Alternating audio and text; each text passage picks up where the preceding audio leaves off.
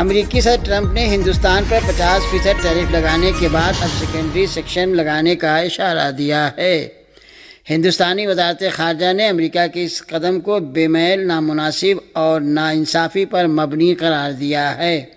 دوسری جانب ہندوستان کی حزب اختلاف کی جماعت کانگریس کے صدر ملکا ارجن کھڑگے نے امریکی صدر ٹرمپ کی جانب سے ہندوستانی مصنوعات پر 50% ٹیرف عائد کرنے کے اعلان پر وزیر اعظم نریندر مودی اور ان کی حکومت کو شدید تنقید کا نشانہ بنایا ہے۔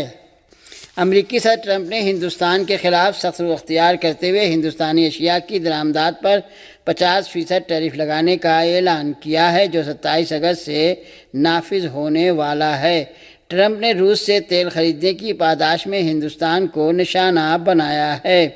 اس درمیان ایک پریس کانفرنس میں ٹرمپ نے ہندوستان کو پھر انتباہ دیا ہے کہ ٹرمپ نے کہا کہ ابھی تو صرف 8 گھنٹے ہوئے، آگے بھی مزید پابندی دیکھنے کو ملے گی۔ جب ان سے سوال کیا گیا کہ کیا چین پر بھی زیادہ ٹیرف لگے گا، انہوں نے جواب دیا، ہو سکتا ہے۔ ہندوستان سے برآمد ہونے والی کئی مصنوعات پر اب 58% تک ٹیکس لگے گا۔ اس سے ہندوستانی برآمد کنندگان کی رقابت کم ہو جائے گی، کیونکہ چین پر صرف 30% اور ترکی پر 15% ڈیوٹی لگائی گئی ہے۔ ٹرمپ کے اس اقدام پر ہندوستان کی حزب اختلاف کی جماعت کانگریس کے صدر ملکا ارجن کھڑگے نے امریکی صدر ٹرمپ کی جانب سے ہندوستانی مصنوعات پر 50% ٹیرف عائد کرنے کے اعلان پر وزیر اعظم نریندر مودی اور ان کی حکومت کو شدید تنقید کا نشانہ بنایا ہے۔ ایکس پر جاری اپنے تفصیلی بیان میں ہندوستان میں حزب اختلاف کی جماعت کانگریس کے صدر ملکا ارجن کھڑگے نے کہا کہ ہندوستان کے قومی مفادات سب سے مقدم ہیں، اور جو ملک ہماری اسٹریٹجک خود مختاری کو نقصان پہنچانے کی کوشش کرے وہ دراصل ان فولادی مزاج کو نہیں سمجھتا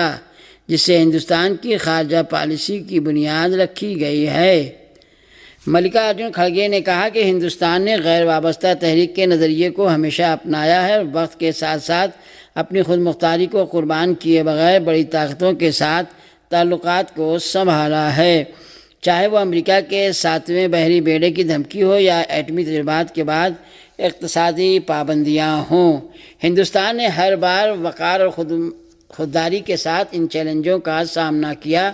لیکن آج جب ٹرمپ نے ہمارے اہم برآمداتی شعبوں پر 50% ٹیرف لگا دیا ہے تو مودی حکومت کی سفارتی ناکامی صاف نظر آ رہی ہے۔ دراصل ہندوستانی وزارت خارجہ نے امریکہ کے اس قدم کو بے میل، نامناسب اور ناانصافی پر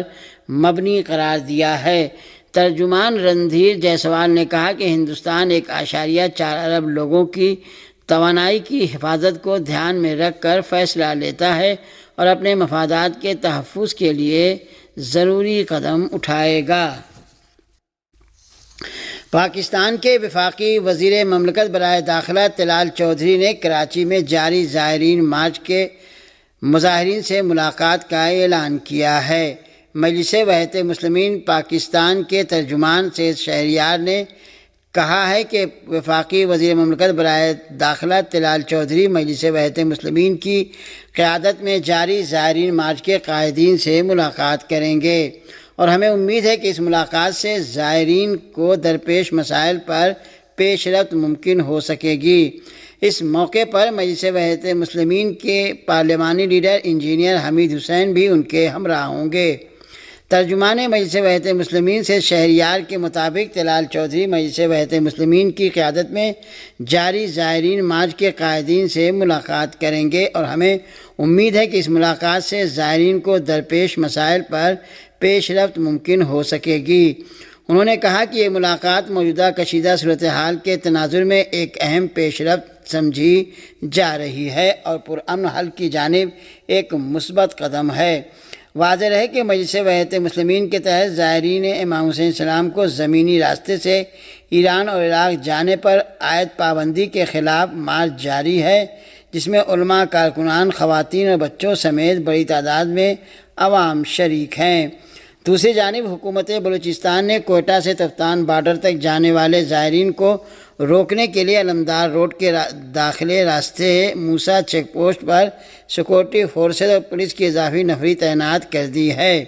اس کے علاوہ انٹرنیٹ سروسز بھی معطل ہیں اور سڑک پر کنٹینرز بھی لگائے جا رہے ہیں۔ تفصیلات کے مطابق حکومت کی جانب سے زائرین کے ایران اور عراق کی طرف زمینی سفر پر پابندی عائد کی گئی ہے، تاہم زائرین نے اس پابندی کو بنیادی اور مذہبی حقوق کی خلاف ورزی قرار دیا اور اسے مسترد کرتے ہوئے بغیر سیکورٹی کے تفتان بارڈر کی طرف جانے کا اعلان کیا۔ حکومت نے اس اعلان کے بعد زائرین کو روکنے کے لیے لمدار روڈ کے داخلے راستے موسیٰ چیک پوسٹ پر پولیس اور سیکورٹی فورسز کی اضافی نفری تعینات کرنا شروع کر دی ہے، جس کا مقصد آج رات تفتان کی طرف نکلنے والے زائرین کو روکنا ہے۔ ان حکومتی اقدامات کے باعث شہر کے عوام میں شدید غصہ پایا جا رہا ہے اور عوام الناس حکومت کو تنقید کا نشانہ بنا رہے ہیں، تاہم حکومت عوامی جذبات اور رائے عامہ کو مکمل طور پر نظر انداز کر کے اپنی رٹ قائم کرنے کے چکر میں ہے۔ لبنانی حکومت کے لیے حزب اللہ کے انتباہ کے بعد اب خود صہیونیوں کا بھی لبنان پر جارحیت کے حوالے سے اشتعال انگیز بیان سامنے آیا ہے۔ صہیونی حکومت کے سیکورٹی ذرائع کا کہنا ہے کہ اسرائیل حزب اللہ کے سلسلے میں لبنانی حکومت کے فیصلے سے قطع نظر اپنے حملے جاری رکھے گا اور یہ سلسلہ تھمنے والا نہیں ہے۔ نوام امیر نامی عسکری امور کے ایک صہیونی ماہر نے چینل 14 سے گفتگو کرتے ہوئے کہا کہ اسرائیل کے سیکورٹی اداروں کو امید ہے کہ لبنانی حکومت حزب اللہ کے سلسلے میں ایک تاریخی فیصلہ کرے گی، تاہم میں یہ بات واضح کر دینا چاہتا ہوں کہ اسرائیل کا جنوبی لبنان میں اپنے 5 زیر قبضہ علاقوں سے پسپائی کا کوئی ارادہ نہیں ہے اور لبنانی حکومت کا فیصلہ ہمیں حزب اللہ کے خلاف حملوں سے نہیں روک پائے گا۔ یاد رہے کہ گزشتہ روز حزب اللہ کو غیر مسلح کرنے کے حوالے سے لبنانی حکومت کے فیصلے کے بعد حزب اللہ نے خبردار کیا تھا کہ ملک میں مزاحمت کو غیر مسلح کرنے سے لبنان کے لیے خطرات بڑھ جائیں گے اور حکومت کے اس اقدام سے صہیونی جارحیت کسی قیمت پر نہیں رکے گی۔ لبنان کی سیاسی جماعت اور مزاحمتی تنظیم حزب اللہ نے اپنی حکومت کے مذکورہ اقدام کو بڑی غلطی بتاتے ہوئے کہا تھا کہ اگر مسلح مزاحمت کو ختم کر دیا گیا تو اسرائیل بلا کسی روک ٹوک کے لبنان کو اپنی جارحیت کا نشانہ بناتا رہے گا۔ حزب اللہ نے صہیونی دہشت گردی کے مقابلے میں مزاحمت پر زور دیتے ہوئے کہا کہ اس کی طاقت کے تحفظ کو ملکی اور قومی طاقت توانائی کے تحویل کے لیے لازمی قرار دیا ہے۔ یمن کی تحریک انصار اللہ کے حملوں نے اسرائیل کی معیشت اور مفادات کو شدید نقصان پہنچایا ہے۔ ایلات بندرگاہ کی سرگرمیاں تقریباً مکمل طور پر بند ہو چکی ہیں۔ رپورٹ کے مطابق اسرائیلی ادارے انسٹیٹیوٹ آف نیشنل سیکورٹی نے اپنی تازہ رپورٹ میں اعتراف کیا ہے کہ یمن کے انصار اللہ کی جانب سے جاری مسلسل بحری حملوں نے اسرائیل پر سنگین اقتصادی اثرات مرتب کیے ہیں۔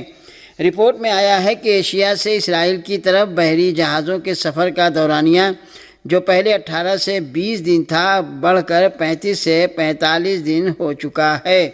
اس تاخیر کے باعث بعض اشیاء کی بحری نقل و حمل کی لاگت میں 50% سے زیادہ اضافہ ہوا ہے، جو براہ راست اسرائیلی منڈیوں پر اثر انداز ہوا ہے۔ عوام نے قیمتوں میں نمایاں فرق محسوس کیا ہے۔ رپورٹ میں مزید کہا گیا ہے کہ اسرائیل کا جنوبی گیٹ کہلانے والی ایلات بندرگاہ اب عملی طور پر ناکارہ ہو چکی ہے۔ بندرگاہ میں بحری جہازوں کی آمد و رفت تقریباً مکمل طور پر رک گئی ہے،